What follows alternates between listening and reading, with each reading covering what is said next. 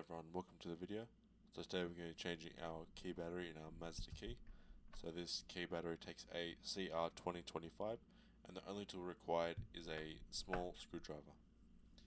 Alright, so first we're going to take out our spare key. This is for when your car runs out of battery so you can open the car still.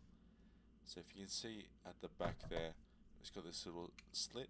We're going to put your screwdriver in there on both sides and just open up. As you can see here, it's raised on one side, so that side's done. Now we're going to want to go on the other side, raise up as well. Right now that both sides are done, we're going to want to go from the side and we're going to want to slightly pry it upwards. You might want to use a credit card or something softer so you don't scratch the case. Now that the back comes off, now we'll just have the key there. So there's a little cover covering the battery that just stops it and holds it still. So we're going to take this one off. Be careful of that rubber seal that goes around it. We don't want to obviously move that, put it in the wrong spot. So we'll take our battery, slide our new one back in, just follow as it goes. We're going to put the positive facing outwards. Make sure that seal is still on. Now simply we're just going to put the cover back on.